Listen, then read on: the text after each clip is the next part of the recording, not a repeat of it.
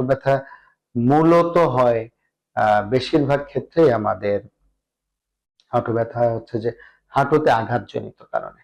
একটা হতে পারে যে আমরা স্প্রেইন বলি, স্ট্রেইন বলি, আমাদের লিগামেন্ট ইনজুরি বলি হাঁটুর, তারপরে আপনার হাঁটুর টেন্ডন ইনজুরি বলতে পারি, হাঁটুর যে সামনে যে হাঁটুর যে কার্টিলেজ গুলো যেগুলি দিয়ে আপনার হাড়গুলো যুক্ত থাকে সেটার ইনজুরি বলতে পারি। এগুলি সবই কিন্তু বেশিরভাগ ক্ষেত্রেই আঘাতজনিত কারণে হয়, অথবা আপনার চলাফেরায় কিছু অনিয়ম কিংবা অসাবধানতা বশত হয়।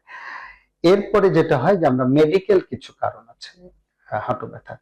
মেডিকেলের আপনি আঘাত পান নাই কিন্তু আপনার যেমন হচ্ছে যে আপনার অটো ইমিউন ডিজিজ আমরা বলি, যেমন অস্টিওআর্থ্রাইটিস, এটা নিজের থেকেই বডিতে তৈরি হয়, একটা নিজের থেকেই একটা সেই রোগের একটা ইমিউনিটি সে তৈরি করে নেয়, এবং এটা অস্টিওআর্থ্রাইটিসের প্রবণতা নি জয়েন্টেই সবচেয়ে বেশি।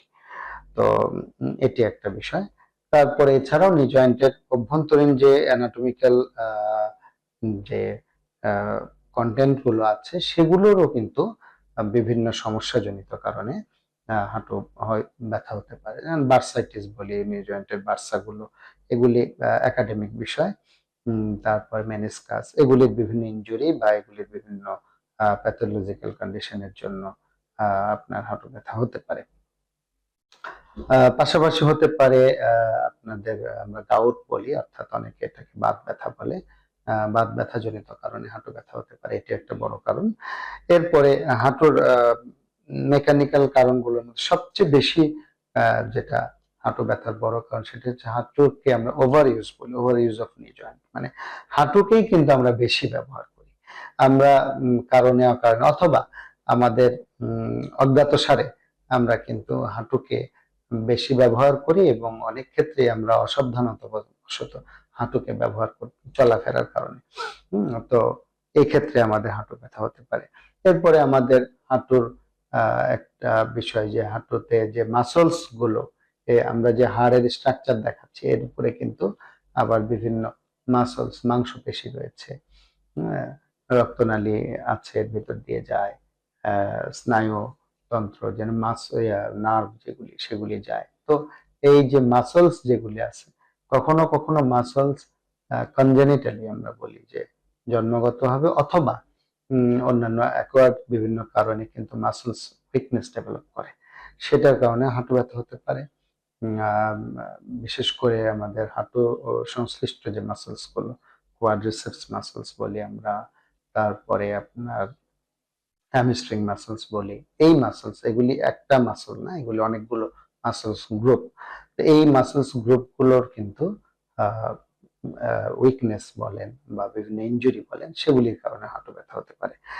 আচ্ছা, তারপরে আমাদের হাঁটু ব্যথার আরেকটা বড় কারণ হচ্ছে যে অ্যাক্সিডেন্ট বা ট্রমা, যে আমাদের কিন্তু হাঁটুতে আঘাতজনিত, অর্থাৎ স্বাভাবিক চলাফেরার যে সময় ব্যথা পেলেন, আঘাত পেলেন সেটা না, আপনার কোনো দুর্ঘটনা ঘটলো বা বড় ধরনের আঘাত পেলেন, হ্যাঁ, সেগুলিতে হাঁটুর এই হাড়গুলো ভেঙে যেতে পারে, ফ্র্যাকচার বলি আমরা, ডিসলোকেশন হতে পারে, হাঁটু আপনার এই যে প্যাটেলা সামনের হাড় এটা ছুটে যায়, তারপরে নিচের এই যে টিবিয়া ফিবুলা, এ ধরনের অনেক কিছু হাড়ের কিন্তু আপনার ডিসলোকেশন হয়।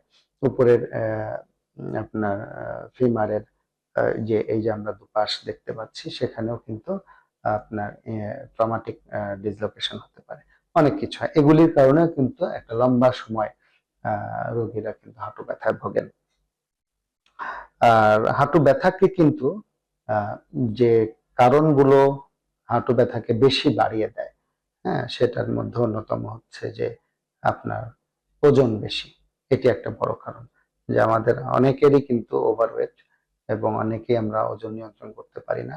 মনে রাখবেন যে হাঁটুর এই হাড়গুলো, বিশেষ করে এই যে নিচের যে বড় হাড় টিবিয়া, এই হাড় কিন্তু শরীরের ওজন বহন করে।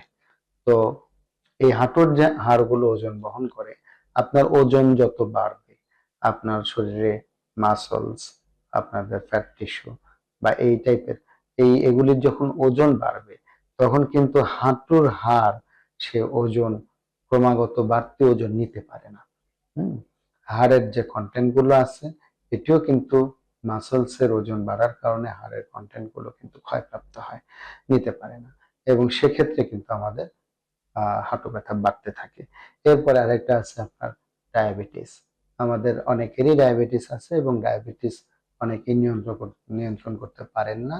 সেক্ষেত্রে কিন্তু আহ, অনিয়ন্ত্রিত ডায়াবেটিসের কারণে হাঁটু ব্যথা বাড়ে। অটোইমিউন ডিজিজ যেগুলো অস্টিওআর্থ্রাইটিস বলেন, বার্সাইটিস বলেন, আরো বিভিন্ন আছে, এগুলি কিন্তু আপনার ডায়াবেটিসের কারণে বাড়ে।